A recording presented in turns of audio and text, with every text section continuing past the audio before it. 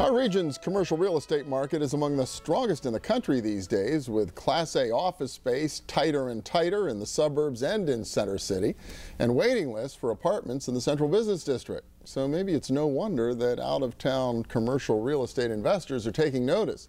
Faros Properties out of New York has invested more than $100 million to purchase two 1960s-era apartment buildings in the city of Pittsburgh. And now the company's investing millions more to renovate them. Jeremy Leventhal is managing partner with Faros Properties. Welcome. Good to have you. Welcome to Pittsburgh. Thank you for having me, Bill. Yeah, well, tell me a little bit about Faros. The company's relatively new. It is. It is. We've been around for about 4 years. Okay. And we made our first purchase in Pittsburgh in November of 2012. Okay, so just a little less than 2 years ago now. So most of your investments in New York City and sort of your hometown to begin with? Yeah, surrounding areas in New York and Boston. Okay, so what got you interested in Pittsburgh? You know, we started focusing on the city for when we looked at Washington Plaza as an investment, and we did a lot of research on the market, and as we dug into it, we thought it was a really interesting economy, microcosm of, you know, generally the economy, the U.S. economy as a whole.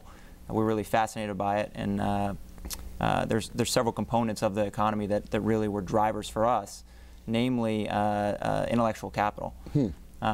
There's a tremendous amount of institutional capital here.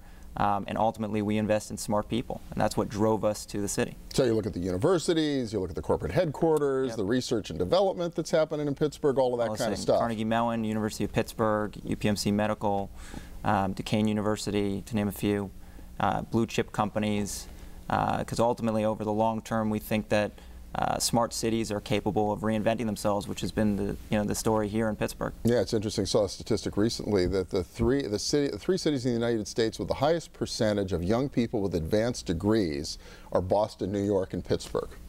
So you're onto something. Yeah. I think so I don't think we're the only people who've discovered. I mean, you know, the same reason that Google wants to be here and is expanding their offices here is the same reason that we want to be here. Well, let's talk a little bit about the two buildings. I think we have some video. Washington Plaza first. Everybody knows it. It's up there near where the Civic Arena used to be. It's the way we describe things in Pittsburgh.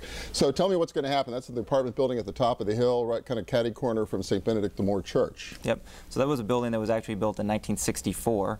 Most people don't know it was actually built by the famous architect I.M. Pei. I didn't know that. Okay, there's a picture of it. Yeah. Yeah. So it was built by I.M. Pei in '64. Most people know him as having built the pyramid in front of the Louvre in Paris. You know, for the most part, since the '60s, it hasn't had any major renovations made. So it's still I.M. Pei's building. Yeah. If you want to check it out fast, right? Exactly. And so we've gone through thinking about as it's kind of been forgotten about. It's still a full building. It's always had renters in it.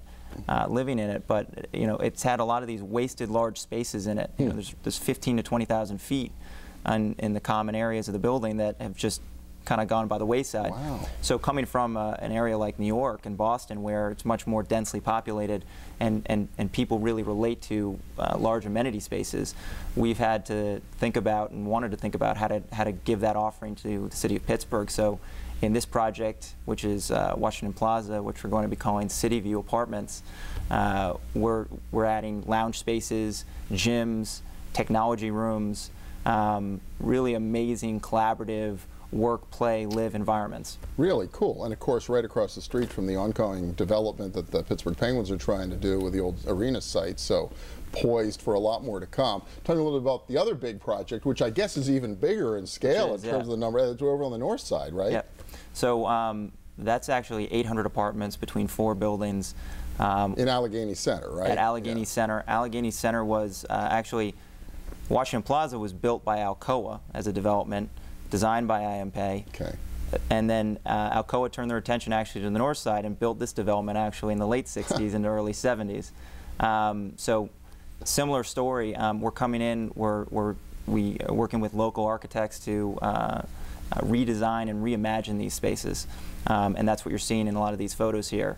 Same thing, lounge spaces, outdoor spaces, dog parks, really promoting active lifestyles, collaborative work environments, roof decks, I see the rooftop deck there. That's really cool. And what's really fantastic is the way that we've been able to acquire and the way that we're thinking about reinventing these. Not only are people getting these great amenities, but at really a cost-effective number. Okay, so it's not like you're going to double everybody's rent once you finish with the so these are really affordable actual projects, you know, on a relative basis compared to what I think new construction and other apartments are going for.